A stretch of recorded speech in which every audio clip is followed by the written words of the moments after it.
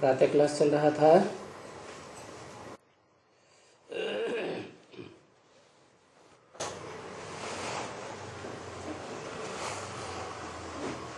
सत्रह 5/1967 तीसरे पेज के मध्यार्ध में बात चल रही थी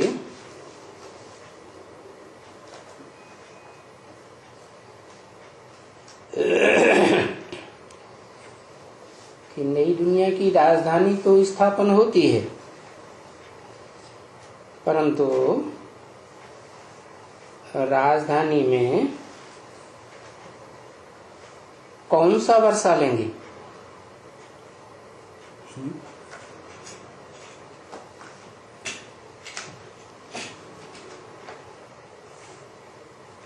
क्योंकि बोलते तो हैं राजधानी में जैसे मम्मा बाबा वर्षा लेते हैं शिव बाबा से। कौन मम्मा बाबा? दादा लेखराज ब्रह्मा और ओम राधे सरस्वती वर्षा लेते हैं ना। संगम युग में मुक्ति जीवन मुक्ति का वर्षा लेते हैं। तो पहली पीढ़ी का वर्षा मिलेगा या अगली पीढ़ी का वर्षा मिलेगा?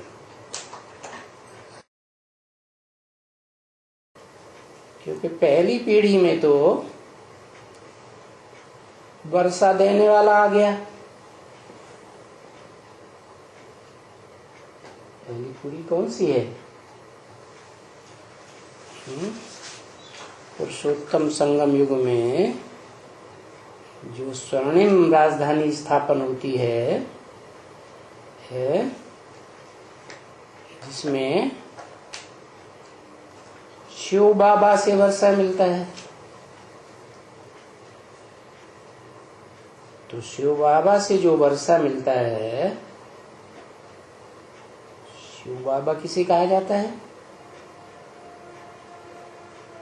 शिव माने निराकार ज्योति बिंदु आत्माओं का बाप, और बाबा माने साकार ग्रैंडफादर। दोनों का मेल हुआ तो कहेंगे शिव बाबा। तो वो जो शिव बाबा है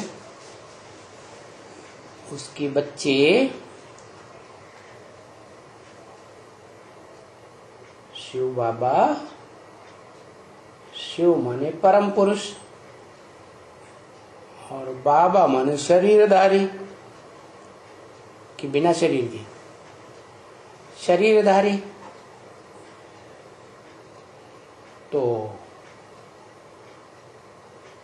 जो शरीरधारी है माने मूर्तिमान शंकर है और उसकी स्मृति में शिव समाया हुआ है। तो आत्मा शिव समान हो गई, तो दो का मेल हो गया। कौन कौन दो का मेल? एक शुद्ध आत्म भाव शिव, देह देह के 5 तत्वों का कोई नाम निशान नहीं, कभी भी नहीं, आज भी नहीं, कभी भी नहीं, सदा शिव। तो जो मूर्तिमान शंकर है अपनी मूर्ति के द्वारा तपस्या करता है। आत्म स्थिति की पहचान होने के बाद तो आत्मिक स्थिति में टिक करके आत्मा के बाप को याद करता है। तो याद में एक ऐसी भी स्थिति होती है, लीन हो जाता है। जैसे समंदर का चुल्लू भर पानी लो और उसमें फेंक दो, तो वो चुल्लू भर पानी लीन हो गया ना है। कोई कहे कि वो चुल्लू भर पानी ही वापस चाहिए, तो आएगा? तो वो चुल्लू भर पानी सागर ही हो गया। तो ऐसे ही शिव ज्योति बिंदु जो सदा सत्य है, सत्य बात ही बताने वाला है और सत्य युग स्थापन करने वाला है, वो इस सृष्टि पर आते हैं। तो इस सृष्टि में जो सबका बाबा है, क्या जो भी सतयुग के आदि से लेकर के कलयुग के अंत तक जन्म मरण के चक्र में आने वाली आत्माएं हैं, चाहे कोई भी धर्म के हों फॉलोअर्स, वो आत्माओं का अपना परिवार होता है ना, है? तो वो परिवार में वो बाप हो गए लौकिक में, लौकिक दुनिया में बाप कहे जाते हैं ना, और वो किसी न किसी धर्म पिता को अपना बाप मानते हैं, मानते हैं ना, सर्वोपरि बाप मानते हैं। क्योंकि बाप है तो जानना भी तो चाहिए, तो जिसको जानते हैं उसको मानते भी हैं, और वो बाप अलग अलग धर्म पिताओं में अलग अलग रूप में नाम रूप से गाए जाते हैं, जैसे इब्राहिम बुद्ध क्राइस्ट आदि। तो जो फॉलोअर्स हैं अपने अपने परिवार के बाप बनते हैं, उनके बाप कौन हुए? धर्म पिता। फिर धर्म पिताओं का भी कोई बाप है? तो वो हो गया बाबा। बापों का भी बाप। किसके बापों का बाप? मनुष्यों के बापों का भी बाप। मनुष्यों के बाप हुए धर्म पिता हैं अलग अलग, भांति भांति की मनुष्य आत्मा। और वो धर्म पिताओं का बाप हुआ वो कौन? मनुष्य सृष्टि का बीज आदम, जिसे भारत में कहते हैं शिव बाबा। क्या बाबा माने मूर्तिमान है? मूर्ति माने शरीर है या नहीं है? शरीर है, और शिव शब्द भी जुड़ा हुआ है, माने वो ऐसी याद में स्थिर हो जाता है कि आत्माओं के बाप के समान स्थिति बन जाती है। तो शिव भी है और शरीर के साथ बाबा भी है। तो उस बाबा से पहले पहले वर्षा कौन लेते हैं? बाबा पहले स्वयं लेगा जीवन मुक्ति का वर्षा, जीवन में रहते हुए मुक्त रहने का वर्षा दुख दर्दों से, या पहले बच्चों को देगा? पहले तो खुद लेता है। तो किस रूप में लेता है? जिसे शिव बाबा कहते हैं, शिवलिंग के रूप में पूजते हैं, और साकार रूप में भी पूजते हैं। शिव शंकर भोलेनाथ कहते हैं। शिव निराकार, शंकर साकार, मूर्तिमान, दोनों मिलकर के एक हो गए। साकार और निराकार आत्मा दोनों के मेल से सृष्टि बनती है। क्या? निराकार आत्मा बिना शरीर के, बिना मूर्ति के कोई काम नहीं कर सकते। तो वो शिव शंकर जो कहा जाता है मनुष्य सृष्टि का आदि मनुष्य आदम, वो राजा ही करता है शिव बाबा के रूप में करता है? बताओ। अरे वो तो बेताज बादशाह है, वो कहाँ करता है राजाई, फकीर दिखाया जाता है।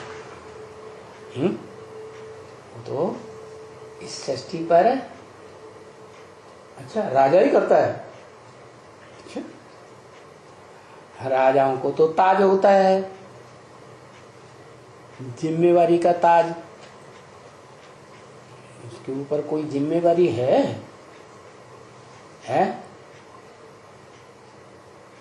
जिम्मेवारी है नहीं।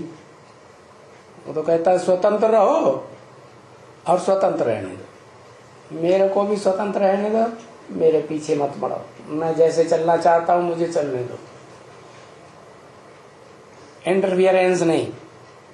और तुमको भी जैसे चलना हो चाहे गणेश हो, चाहे कार्तिकेय हो, चाहे पार्वती हो, कोई को अवरोध नहीं पैदा करते हैं क्या है? तो यादगार में शिव पुराण बना हुआ है, उनका जीवन चरित्र देख लो। तो वो तो राजा ही करते नहीं, तो उस रूप में राजा ही नहीं करते, क्योंकि वो संगम युग की बात है ना। फिर जब नई सृष्टि बनती है, राजधानी तैयार होती है, तो वहां उनका क्या रूप होता है? ऊंचे से ऊंचा पद दुनिया में क्या है?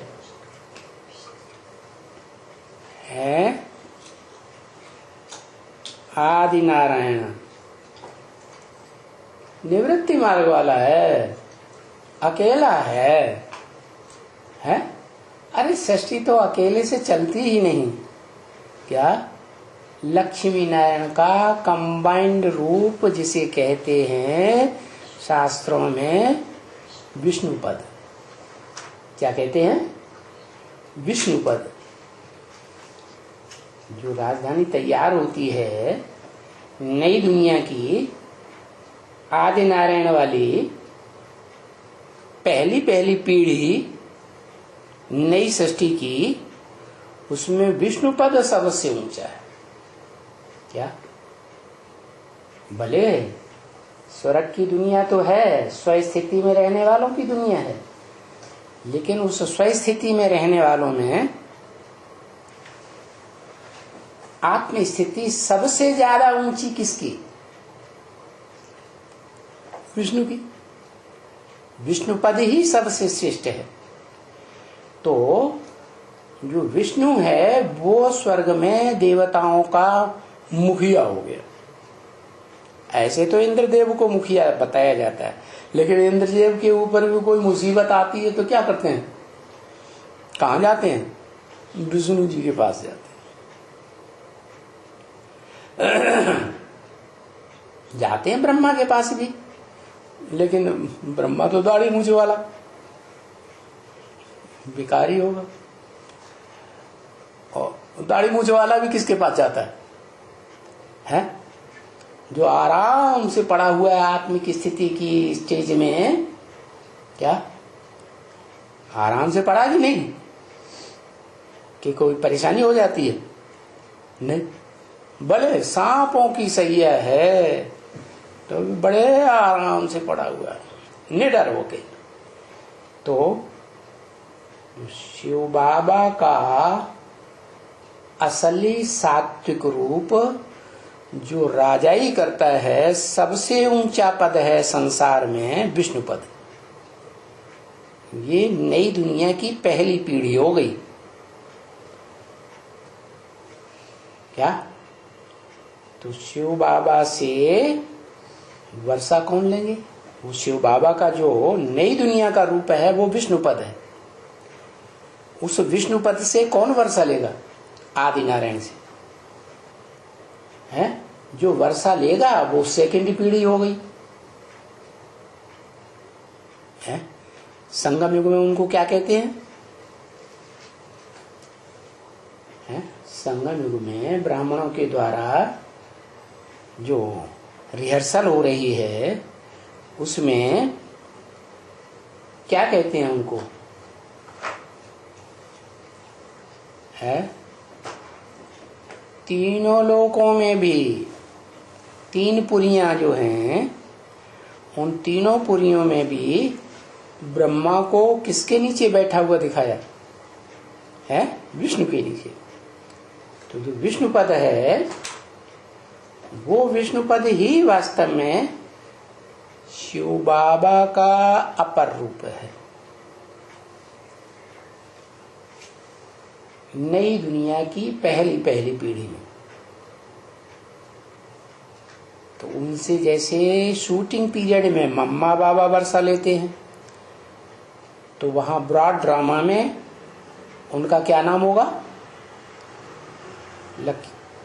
राधा और कृष्ण, जो बड़े होकर के माँ बाप का टाइटल ले लेंगे लक्ष्मी नारायण का। तो शिव बाबा से जैसे मम्मा बाबा वर्षा लेते हैं, हम ब्राह्मण क्या समझें? जैसे शिव बाबा से मम्मा बाबा वर्षा लेते हैं, वैसे हम भी तो बच्चे हैं, हम भी वर्षा लेंगे। तो बताओ कौन सी आत्मा वर्षा लेती है?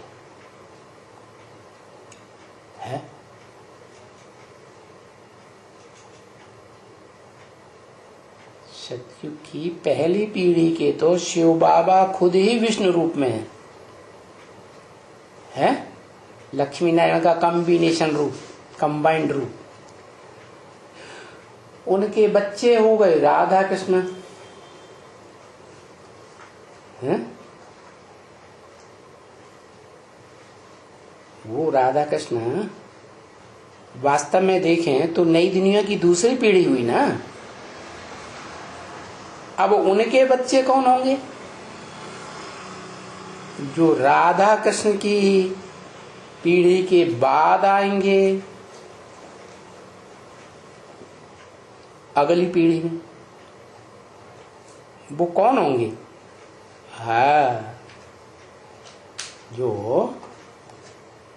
ब्रह्मा ने सृष्टि रची थी ना, तो शास्त्र में कहा पहले पहले 4 धर्म की 4 बीज रूप आत्माएं आती है। क्या?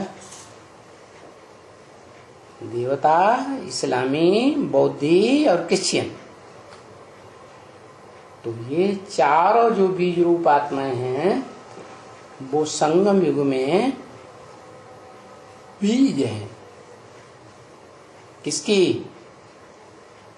अपने अपने धर्म की।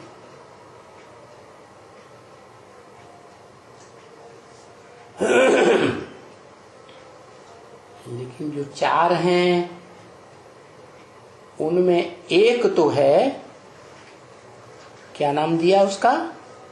सनत कुमार, जिससे सनातन धर्म की स्थापना होती है ना। और वो सनातन धर्म सत्य सनातन धर्म कहा जाता है, आदि सनातन। सबसे पहला अव्वल नंबर का धर्म। मुसलमान आज भी कहते हैं अल्लाह अव्वल दीन। अल्लाह ने आकर अव्वल नंबर का दीन अर्थात धर्म की स्थापना की। तो वो सनत कुमार तो हो गया सनातन धर्म का बीज। सनातन धर्म का जो बीज है वो टाइटल उसको क्या मिला? जो ऊंचे से ऊंचा टाइटल है क्या? योगीश्वर, योगियों का ईश्वर। अब उसे शंकर कह दो।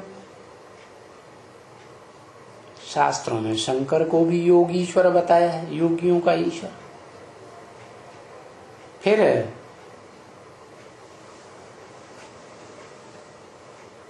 राम वाली आत्मा का भी अर्थ ऐसे ही करते हैं, रम्यते योगिनो यस्मिनीति राम।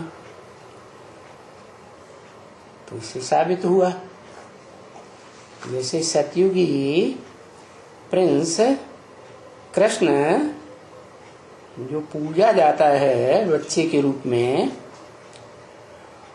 वो संगम युग में दादा लेखराज ब्रह्मा का पार्ट बजाता है? और राम वाली आत्मा शंकर का पार्ट बजाती है। क्या सतयुग और त्रेता में ये दो ही गाए जाते हैं ना, राम और कृष्ण। भक्ति मार्ग में जिन्हें भगवान कह दिया है साकार रूप में, तो वास्तव में संगम युग में जो इनका रूप है वो सतयुग के कृष्ण बच्चे की आत्मा का रूप है दादा लेखराज ब्रह्मा। और जो त्रेता में राम हुआ है, और वही आत्मा जो योगियों का ईश्वर है, जिसमें योगी लोग रमण करते हैं, खेल खेलते हैं, वो ही शंकर है। तो बताया कि जो तीसरी पीढ़ी है वो सतयुग की पीढ़ी है। क्या पहली पीढ़ी विष्णुपद, दूसरी पीढ़ी कृष्ण बच्चा, पहला पत्ता सृष्टि का, और तीसरी पीढ़ी में कौन विजयी होता है, कौन वर्षा लेता है, किस आधार पर है? जरूर संगम युग में उसने दृढ़ संकल्प किया होगा ब्राह्मण बनकर के। क्या दृढ़ संकल्प किया कि मम्मा बाबा की गद्दी पर तो मैं ही बैठूंगी, संगम युग में भी मैं ही बैठूंगी, शूटिंग करूंगी, और ब्रॉड ड्रामा में भी स्वर्ग में मैं ही बैठूंगी। तो तीसरी पीढ़ी की हकदार कौन हो गई है? संकल्प तो बीज है ना। जो संकल्प करता है, दृढ़ संकल्प करता है, तो विजयी होता है। तो वो किसको प्राप्त होता है? वो तीसरी पीढ़ी का पद स्वर्ग में नारायण के रूप में किसको मिलता है? क्यों क्यों मिलता है?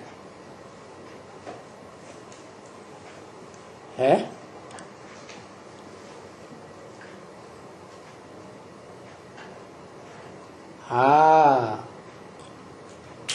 संगम युग में जब ओम राधे मम्मा ने शरीर छोड़ दिया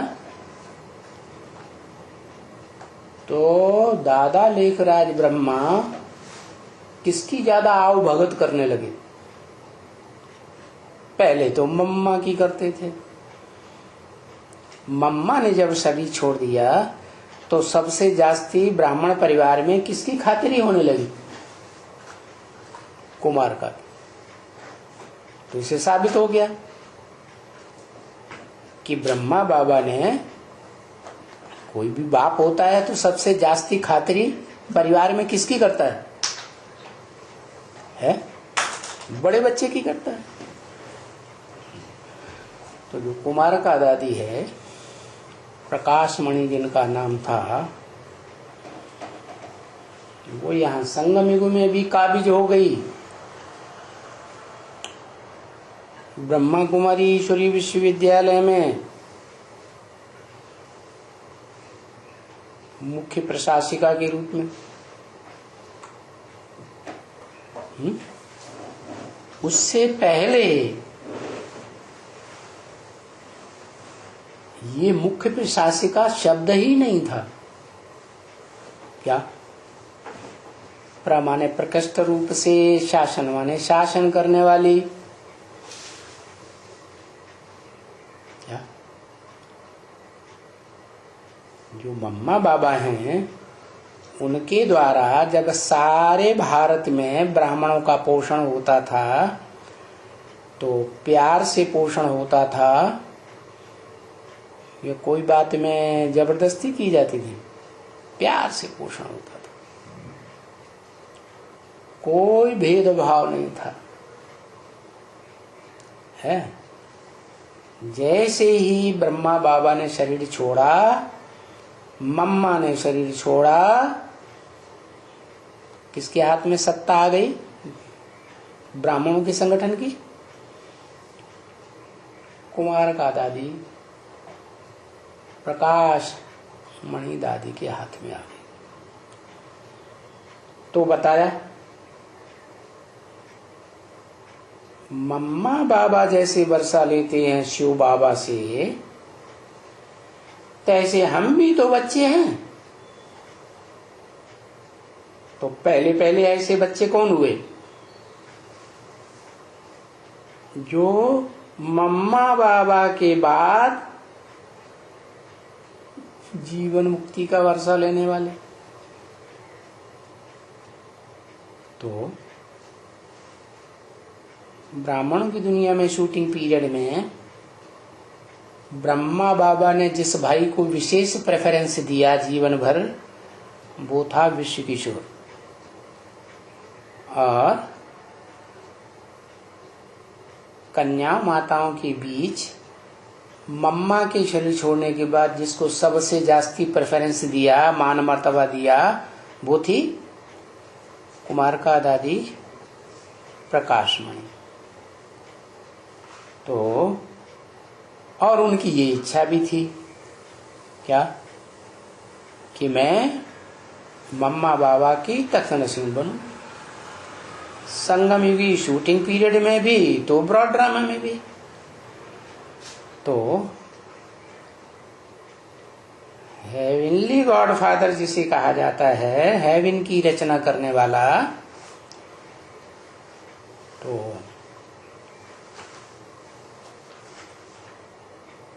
हेवन में मम्मा बाबा के बाद वो तीसरी पीढ़ी में काबिज हो गई। नारायण तीसरे नंबर का सतयुग में। बोला हमारा भी तो हक है ना, हम भी तो ऐसे ही वर्षा लेंगे जैसे मम्मा बाबा ने लिया। मम्मा बाबा ने किसी से वर्षा लिया तो हम मम्मा बाबा से वर्षा लेंगे, क्योंकि वो वर्षा तो हमको मिल नहीं सकता दूसरी पीढ़ी का, वो तो मम्मा बाबा ने ले लिया, तो हम उसके बाद वाला ले लेंगे। मम्मा बाबा के तख्त पर बैठेंगे। कहाँ? पहले कहाँ बैठेंगे? संगम युग में, फिर संगम युगी शूटिंग पीरियड में भी बैठेंगे। फिर जैसी शूटिंग होगी वैसा ब्रॉड ड्रामा में भी होता है, फॉलो करेंगे, क्योंकि डायनेस्टी है ना। क्या? नई दुनिया की फर्स्ट डायनेस्टी हुई स्वर्ग में।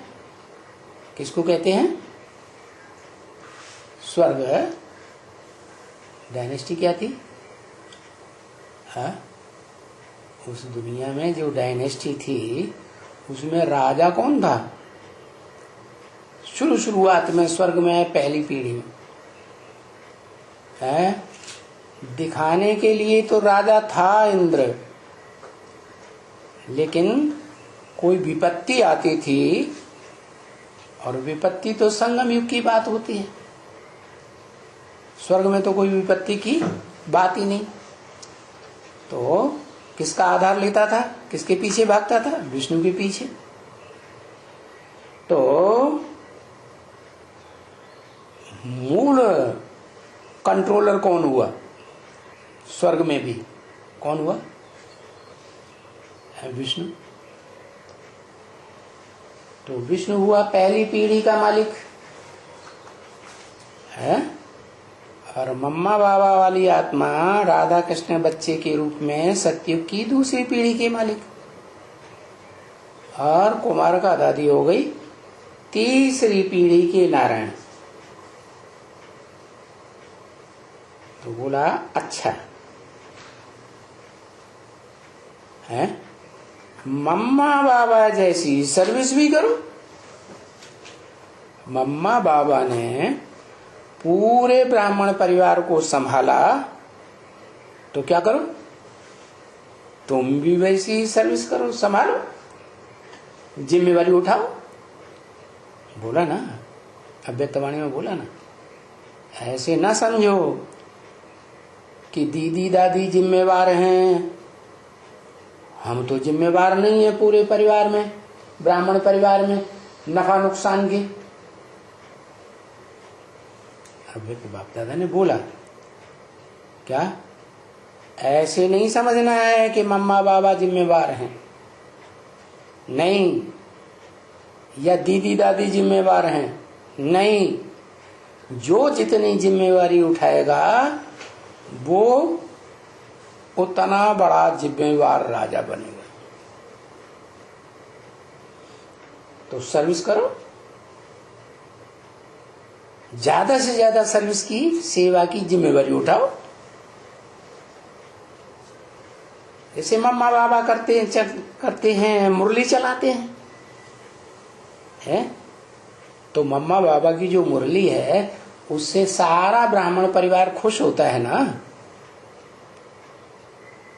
तो ऐसे ही क्या करो, मुरली चलाओ, परिवार की पालना ज्ञान से करो, है? तो बाप समझाते हैं, तुमको भी समझाना पड़े क्या? जो जिम्मेवारी उठाते हैं समझाने की, सुनने सुनाने की, तुमको भी समझाना पड़े।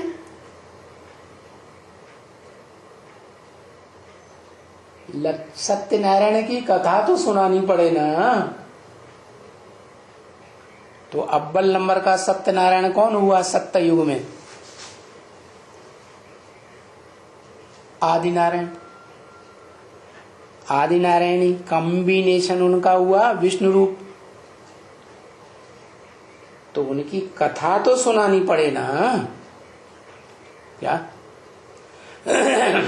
जो विष्णु रूप में चार भुजाएं हैं, चार आत्माओं की सूचक, कौन कौन? आदि नारायण और आदि लक्ष्मी। नारायण के रूप में सात्विक स्टेज में बैठी हुई दिखाई गई नारायण। नार माने ज्ञान जल, अयन माने घर। ज्ञान जल के घर में बैठी रहती है, वो कौन है? प्रैक्टिकल में कौन है? नारायण है या लक्ष्मी है?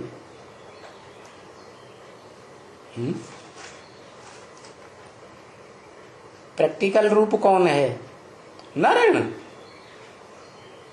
प्रैक्टिकल रूप है। सांपों की सैया पर बैठा है, सांप ही रक्षा कर रहे हैं, है प्रैक्टिकल रूप है लक्ष्मी। ज्ञान सुनती भी है, समझाती भी है, और प्रैक्टिकल जीवन में धारण भी करती है, तो वो हो गई प्रैक्टिकल में नारायण। क्या हुई कि नहीं? प्रैक्टिकल नारायण रूप वाली आत्मा हो गई संगम युग में, क्योंकि बुद्धि सात्विक है। जो सात्विक बुद्धि होती है उसी के आधार पर चलना पड़ता है। वो है परा प्रकृति, प्रैक्टिकल रूप। और अपरा प्रकृति कौन है? जो कमल फूल के ऊपर बैठी हुई दिखाई जाती है विष्णु रूप में, वो है जगदम्बा। कमल फूल का मतलब क्या हुआ? कीचड़ में कमल फूल रहता है ना, फिर भी कीचड़ से उपराम, कीचड़ के तालाब में डुबो दो और फिर निकालो तो एक भी बूंद नहीं पत्र में, फूल में। तो ऐसे ही वो जगदम्बा का पार्ट है, जो इस कलयुगी दुनिया के अंत में पाप पंक की दुनिया के बीच रहती है, गृहस्थी के बीच, क्या गृहस्थी वालों के बीच में रहती है, फिर भी उसकी बुद्धि उनमें लिप्त नहीं होती। फिर कहाँ रहती है बुद्धि?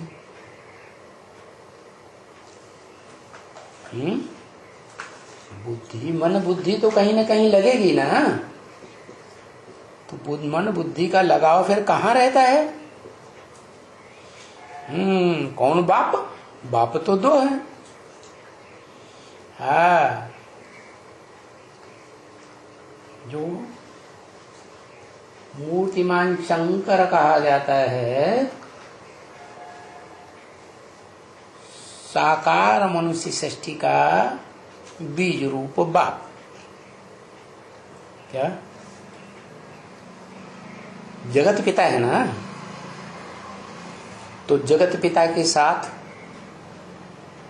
प्रैक्टिकल में जगदम्बा भी होगी ना। जगत कहाँ होता है? स्वर्ग में या नरक में? नरक में जगत होता है। नरक में ही संख्या ज्यादा होती है, मारामारी ज्यादा होती है। बहुत संख्या बढ़ जाती है तो फिर दुखी हो जाते हैं। स्वर्ग में तो थोड़ी जनसंख्या तो सुखी रहते हैं। तो वो कहाँ कंट्रोल करती है? जगदम्बा है, सारे जगत की 500-700 करोड़ आत्माओं को कंट्रोल करने वाली है प्रैक्टिकल में। इसे कलियुगी दुनिया में, द्वापर युगी दुनिया में, द्वैतवादी दैत्यों की दुनिया हो या राक्षसों की मनुष्यों की दुनिया हो, उसमें जो राजाई करते हैं उनको अपनी अकल होती है? अपनी अकल से राजाई करते हैं या अकल कर देने वाले कोई मंत्री होते हैं?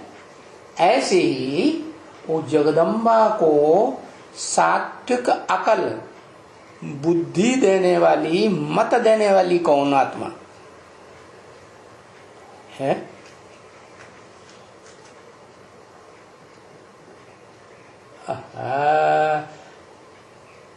शूटिंग पीरियड की बात तो बताई। ये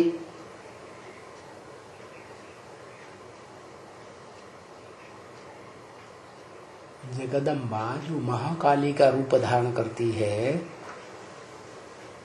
जगत पिता के छाती पर पांव रख देती है, वो उसकी मत पर चलती है। बापट है,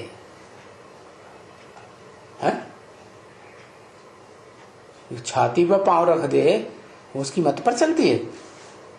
नहीं, तो किसकी मत पर चलती है? राजाई इतनी बड़ी संभालती है, 500-700 करोड़ की दुनिया की कंट्रोल कर लेती है। हाँ, माया माया की मत पर चलती है। ठीक है, तो जो माया की मत पर चलती है वो माया में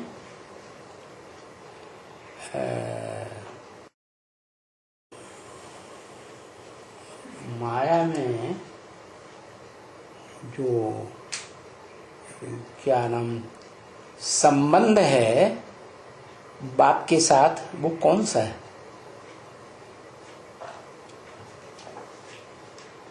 बेटी का। और बेटी ज्यादा पवित्र होती है कि माँ बाप ज्यादा पवित्र होते हैं? बेटी ज्यादा पवित्र होती है। तो वो पवित्रता की पावर से उसको चलाती है। बेटी तो है, लेकिन किसकी बेटी है? दाढ़ी मूछ वालों की बेटी, विकारियों की बेटी, विकारी मनुष्यों की बेटी, या देवताओं की बेटी है? देवताओं की बेटी। दाढ़ी मूछ वालों की बेटी माने जो इब्राहिम बुद्ध क्राइस्ट होते हैं द्वैतवादी द्वापर युग से, वो दाढ़ी मूछ वाले ही तो होते हैं। तो उनकी वो बेटी के रूप में वहां जन्म लेती है और कंट्रोल करती रहती है सारे जगत की माता को। तो ये बात समझानी पड़ती है क्या कि स्वर्ग में कंट्रोल कौन करती है, मुख्य कंट्रोलर कौन है? जो स्वर्ग का देवताओं का परिवार है, उसको संभालने वाली कौन? परिवार को तो माता ही संभालती है ना, तो कौन? लक्ष्मी है ना। और जो नरक की दुनिया का परिवार है, इब्राहिम बुद्ध क्राइस्ट जैसे नरों ने बनाया है, उसकी कंट्रोलर कौन? जगदम्बा, जगत की अम्बा।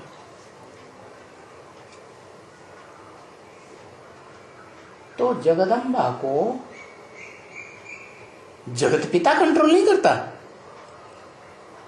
है? करता कि नहीं करता है?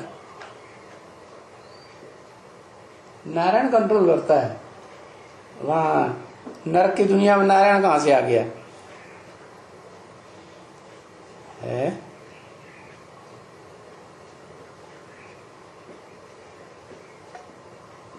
कंट्रोल करने वाला जो माया बेटी है, उसकी नीयत खराब होती है कि सही रहती है? नीयत खराब हो जाती है। तो जिसको मत देती है जगदम्बा को, उसकी नीयत खराब करेगी कि नहीं है? उसकी भी नीयत खराब कर देती है, श्रीमत के बरखिलाफ मोड़ देती है। क्या जैसे मुसलमान कहते हैं ना, अल्लाह मियाँ ने आदेश दिया था आदम ईव को, आदम हव्वा को, कि बॉडी के बीच का फल नहीं खाना, और वो क्या करती है?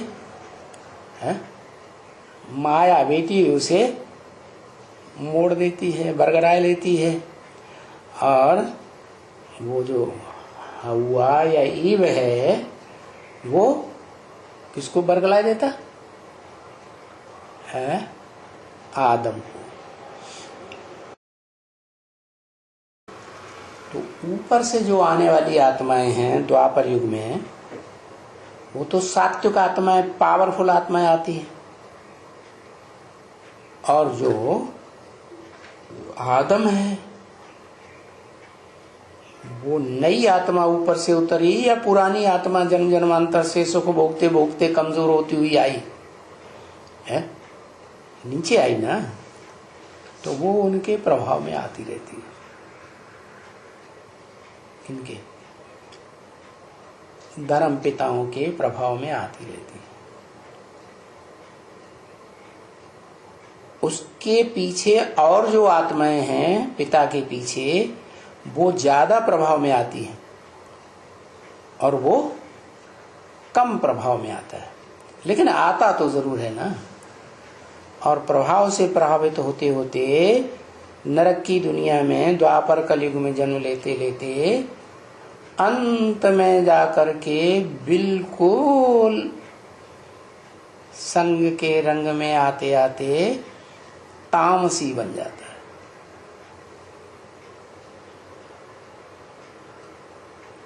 हाँ, उस तामसी में शरीर में शिव प्रवेश करता है। लेकिन जब प्रवेश करता है तो उस तामसी शरीरधारी मूर्तिमान शंकर को पता ही नहीं चलता कि मेरे अंदर कोई शक्ति आई। तो वो पुरानी परंपराओं पर ही चलता रहता है जो जगत में चली आई द्वापर युग से। क्या? भगवान सर्वव्यापी।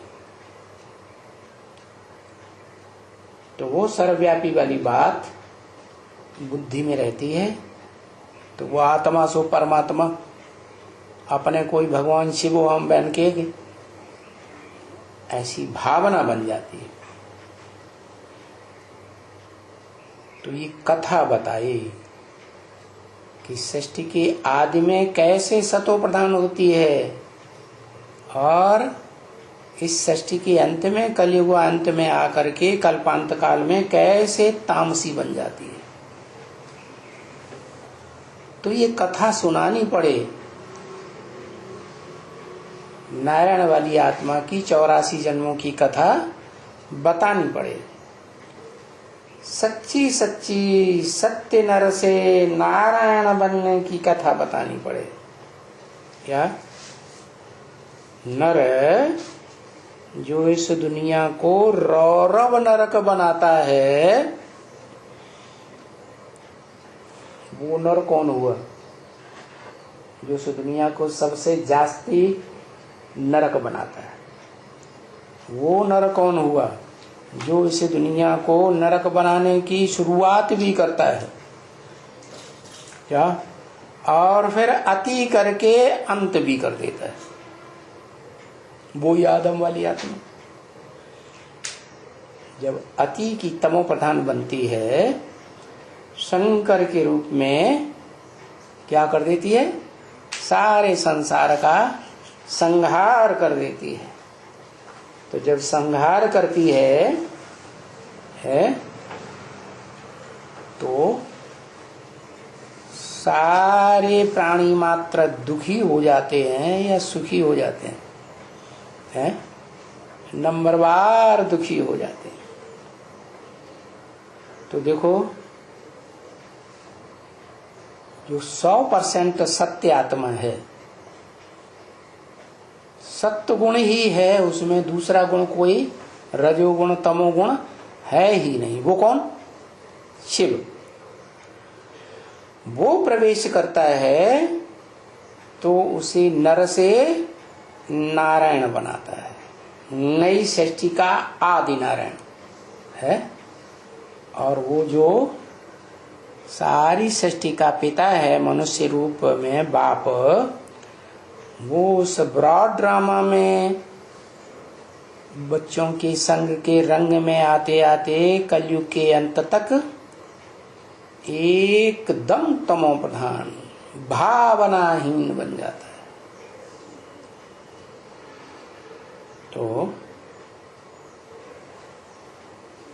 वो नर से नारायण और नारायण से वही राम वाली आत्मा कहो, शंकर वाली आत्मा कहो,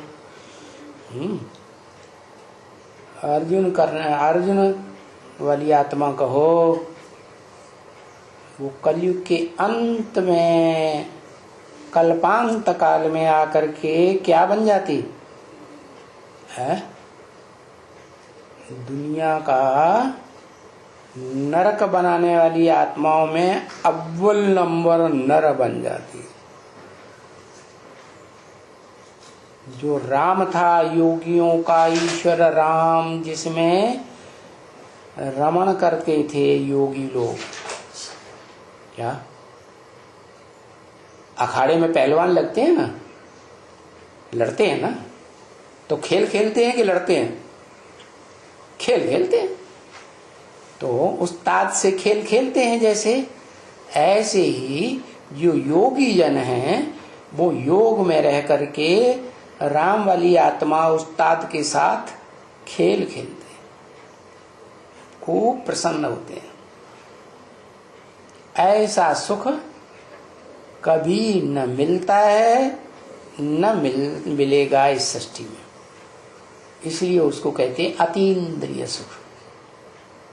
और वही राम वाली आत्मा विष्णु के रूप में आनंदम मंगलम भगवान विष्णु कही जाने वाली, जन्म मरण के चक्र में आते आते 500-700 करोड़ बच्चों के नंबरवार कनेक्शन में आते आते एकदम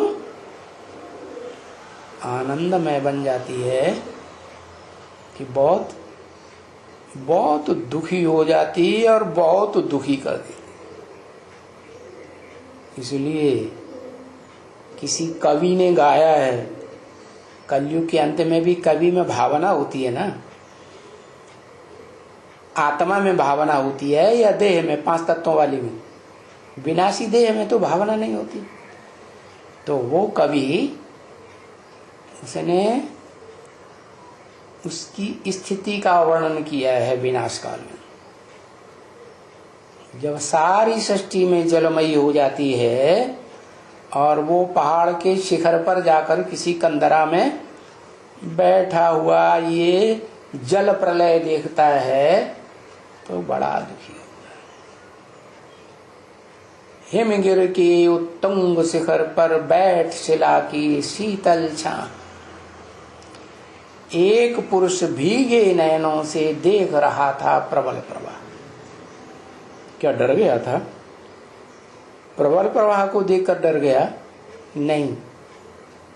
जो इतना बड़ा संसार, उसकी ही अपनी संतान थी, 500-700 करोड़ मनुष्य, एक आदम की ही संतान, उन सब का विनाश हो गया शरीरों का। क्या? तो आंसू बहाता, कितना दुखी होता होगा। जो सीमित परिवार हैं, सामान्य परिवार, उस परिवार के अगर सब मारे जाएं,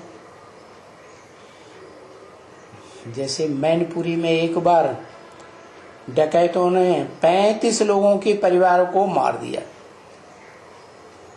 उनमें कोई एक बुजुर्ग बचा रहा तो उसे कितना दुख हुआ। परिवार का 1-2 भांति मर जाता है, क्यों माता है? अनुभव तो है ना, तो कितना दुख होता है। तो यहाँ तो बेहद का परिवार, वो लौकिक दुनिया में तो सब हद के परिवार होते हैं। भले क्राइस्ट का परिवार क्यों न हो, 200-250 करोड़ का, क्रिश्चियंस का, वो भी हद का है। ये तो बेहद 500-700 करोड़ मनुष्यों का परिवार सब ध्वस्त हो गया। तो ये कथा बतानी पड़े क्या, कैसे नर से नारायण बनते हैं,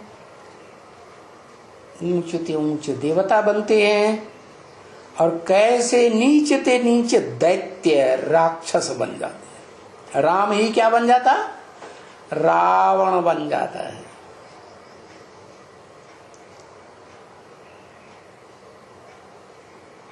तो नाम ही है नारायण। क्या? कहाँ रहने वाला? अयन माने घर, नार माने ज्ञान जल। ज्ञान जल के घर में आदि में सृष्टि में रहता है, सृष्टि की आदि में, और सृष्टि के अंत में ज्ञान नाम का निशान भी नहीं रहता, एकदम तमो प्रधान पत्थर बुद्धि, ग्रेनाइट का पत्थर। इसलिए भक्ति मार्ग में कलयुग के अंत में काले पत्थर के रूप में वो शिवलिंग पूजा जाता है। द्वापर युग के आदि में जब यादगार बनी थी उसकी, तो सात्विक की स्टेज दिखाई गई, क्योंकि द्वापर युग भी पहले सत्व प्रधान होता है, तो पूजा भी सत्व प्रधान होती है। तो उस समय वो लिंग में रोशनी दिखाने वाला हीरा था।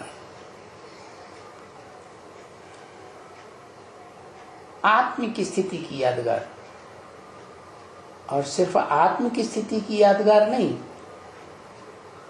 परमात्म स्थिति की यादगार। जो भी भोगी आत्माएं हैं, पार्टधारी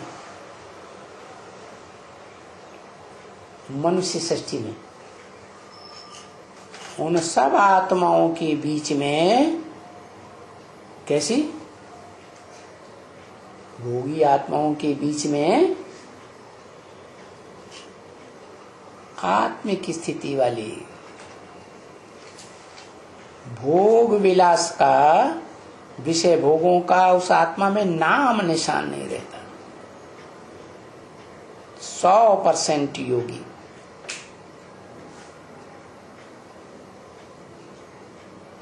ज्ञानी है, योगी है। ज्ञानी भी बिना ज्ञान के योग कैसे लगेगा? जिससे योग लगाया जाए उसकी जानकारी, उसका ज्ञान तो होना चाहिए। तो जो संपूर्ण योगी है, बनता है मूर्तिमान शंकर, किसकी याद करता है? वो आत्मा जो संपूर्ण सत्य प्रधान नहीं है, क्योंकि प्रधानता में तो फिर भी कुछ अंश रह जाता है रजोतमों का, वो तो सदा सत्य, क्या 100% सत्य ही सत्य आत्मा, जिसका नाम पड़ता है शिव। जितना सत्य होगा उतना कल्याणकारी हो। सत्व अर्थात सत्व माने आत्मा, सार। जितना सार निकलता जाएगा, देवभान बढ़ता जाएगा, उतना ही दुखदाई बनता जाता है। सत्य से आता है सुख और तमो से आता है दुख। तो सच्ची सच्ची सत्य नर से नारायण बनाने की कथा है। क्या ये नाम है नर और नारायण। नर जितना बड़ा शक्तिशाली नर होगा तो क्या बनेगा? बड़े ते बड़ा नरक बनाता है। इसको कहते हैं राव राव नरक। क्या जैसे गंदी नाली होती है ना, उसमें ढेर सारे कीड़े बड़े हुए होते हैं, तो रौरे आते रहते हैं, ऐसे वो चैन नहीं। एक दूसरे को काटे, दूसरा तीसरे को, तीसरा चौथे को काटेगा।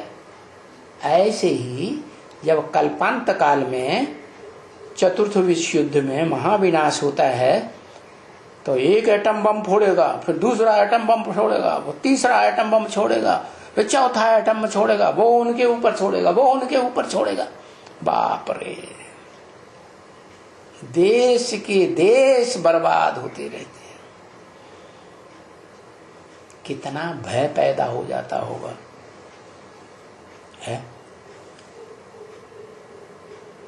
परेशान रहती होंगी आत्माएं, या आराम रहता होगा बुद्धि को? तो बताया नाम ही है सत्यनारायण की कथा। क्या?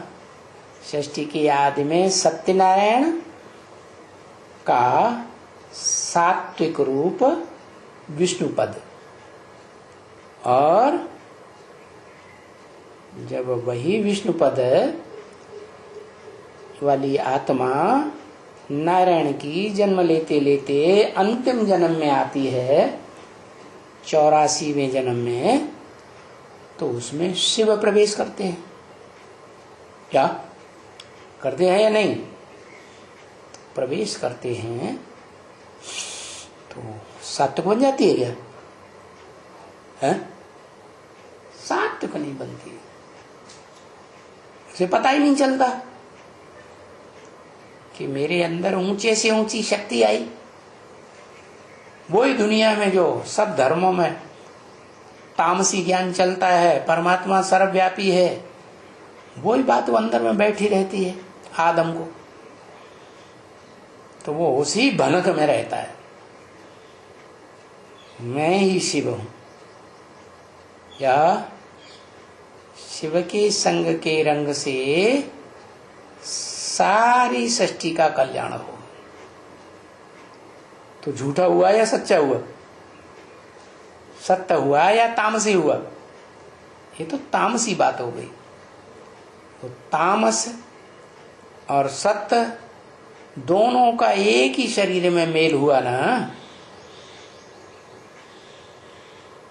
ब्रॉड ड्रामा की शूटिंग काल के शुरू में तो सत्व स्थापना करना शुरू करता है, सात्विक आत्मा, और तामसी आत्मा प्रेरणा करती है, एटॉमिक एनर्जी तैयार होने लगती है संसार में उसी टाइम से। क्या? दोनों काम होते हैं। देहधारी मूर्तिमान क्या करता है?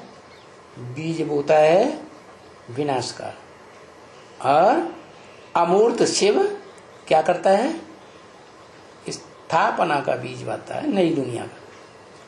इसलिए बोला अव्यक्तवाणी में, स्थापना के साथ साथ ही अग्निकुंड से विनाश ज्वाला भी प्रज्वलित,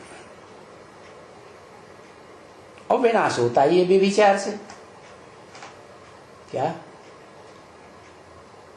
स्त्री और पुरुष पर पुरुष पर स्त्री गमन करते हैं तो विचार कहा जाता है, और उस समय वो बड़ा विचार चला यज्ञ की याद में।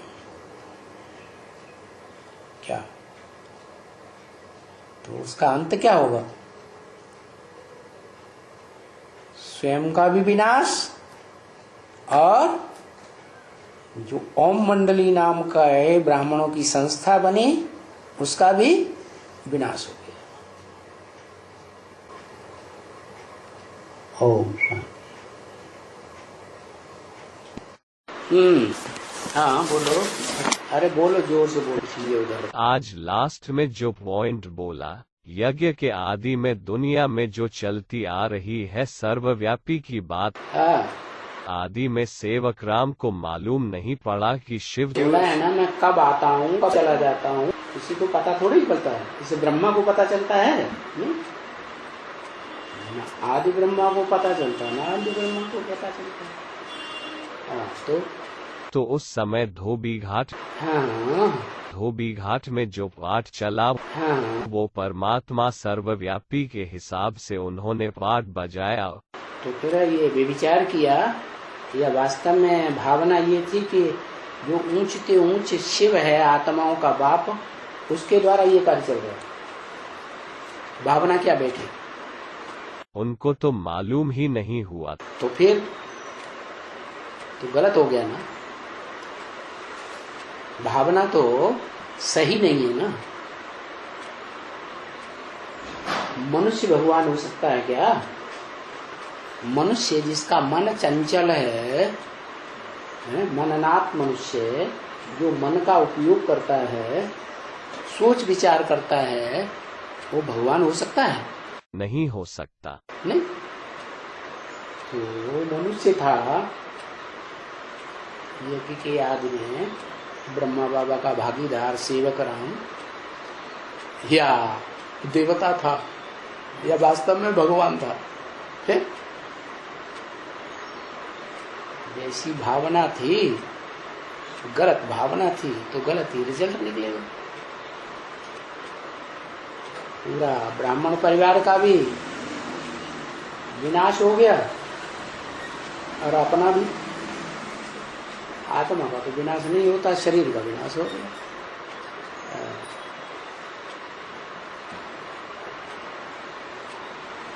फिर बाप तो अंत तक सच्चे रहते हैं ना, जो अव्वल नंबर वारधारी है। अंत तक का मतलब जब तक शिव प्रवेश करे तब तक। शिव ने प्रवेश किया तो प्रवेश करने से दोनों उस समय विष्णु रूप थे, आदि में भी थे, और जब प्रवेश किया तो अंत में विष्णु रूप थे। पति पत्नी में झगड़ा नहीं होता था, जैसे आज की दुनिया में हर घर में झगड़ा हो रहा है। संकल्पों का युद्ध होता है, दृष्टि का युद्ध होता है, लाल लाल आंखें दिखाते हैं, वाचा का युद्ध होता है, कर्मेंद्रियों का युद्ध होता है। ऐसे उन दोनों के बीच कोई प्रकार का युद्ध नहीं था। ये तो सहयोग करने वाली 100% सात्विक आत्मा का पार्ट बजाने वाली थी, अब विचारिणी।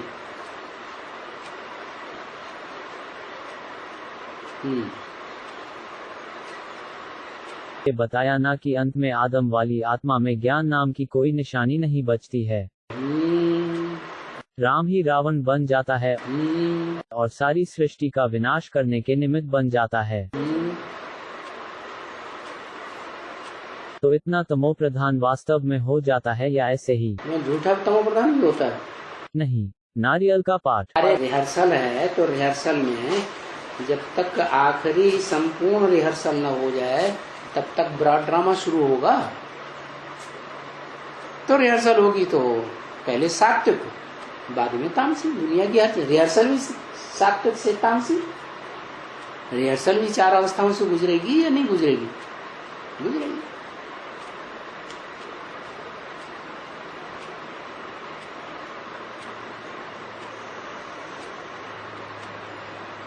अरे एडवांस के आदि में जो भी आत्माएं आती हैं, सात्विक आती हैं कि तामसी आती हैं, लड़ाई झगड़े वाली आती हैं। आते ही लड़ाई झगड़ा शुरू कर देती हैं, सात्विक रहती है, सात्विक स्टेज में आती है। आदि होती है आत्माओं की सात्विक स्टेज में, और अभी अंत में देखो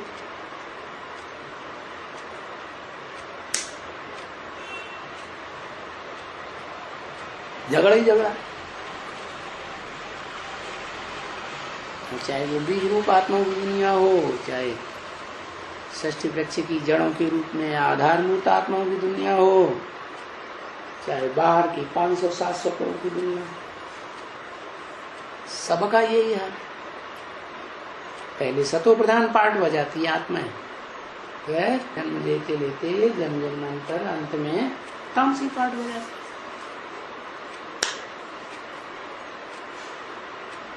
जिनका पद 76 में ही नारायण करके प्रत्यक्ष हो गया। पद तो शरीर के साथ बनता है कि सिर्फ आत्मा का बनता है? शरीर के साथ बनता है। तो शरीर तो है नहीं, वो तो आत्मा सात्विक रूप में डिक्लेयर हो गई कि षष्ठी रूपी रंगमंच पर कौन सी आत्माएं हैं जो सबसे श्रेष्ठ पद पाने वाली हैं? लक्ष्मी नारायण। लक्ष्मी नारायण, तो उनका जन्म हो गया। जन्म होना माने प्रत्यक्षता रूपी जन्म हुआ, आत्माओं की प्रत्यक्षता हो गई। बाकी शरीर थोड़े ही कहेंगे कि सात्विक बन गया।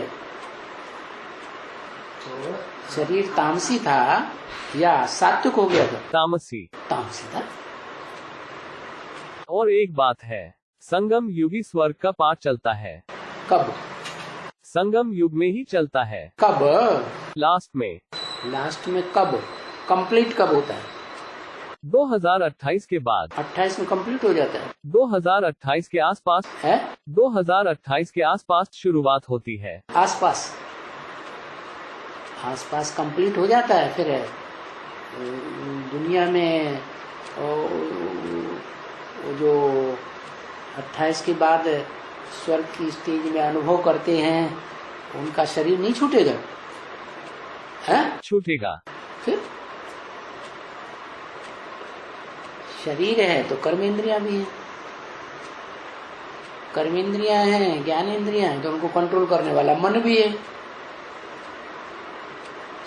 शरीर छोड़ेंगे कि नहीं छोड़ेंगे? है? हाँ, चतुर्थ विशुद्धि छोड़ेंगे। लेकिन आत्म की स्टेज में जो शरीर छोड़ेंगे वो आत्मा सुख में रहेगी।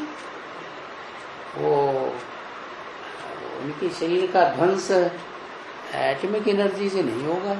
ऐसे नहीं कि मकान गिरे भूकंप में और वो दब के मर जाएं हाय हाय करते करते। है? तो संगम युगी स्वर्ग का वो श्रेष्ठ से श्रेष्ठ पाठ बजाती है, एकदम इतना तमो प्रधान पाठ बजाते हैं क्या? कौन? जो अव्वल पाठधारी। बन जाएगा नहीं। शूटिंग पीरियड में तामसी स्टेज नहीं आती है? आती है। शूटिंग पीरियड दुनिया की हर चीज 4 अवस्थाओं से पसार होती है। पहले सत्व प्रधान, फिर रजो प्रधान, फिर तमो प्रधान। तो पाठ जो है वो नारियल का पाठ रहेगा ना, वास्तविक तो नहीं है। नारियल का पार्ट शुरुआत में नारियल का पार्ट है कि अंत में नारियल का पार्ट है? अंत में। अरे नारियल भी तो धार से फोड़ा जाता है ना, है? फिर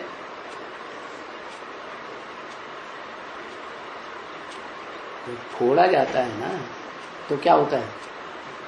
हैं? फटता है। फटता है तो अच्छी चीज निकलती है ना, ऐसे ही। अभी 2018 के बाद फिर दाढ़ होगा।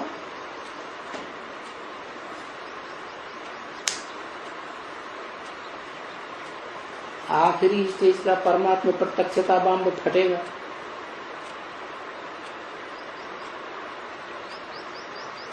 तो नारियल पूरा अर्पण होगा कि नहीं? है? होगा। है? 2 हिस्से हो जाएगा। पूरा अर्पण होना माने ब्राह्मणों की दुनिया में सब जाएंगे, मान जाएंगे कि ये नारायण, ये लक्ष्मी।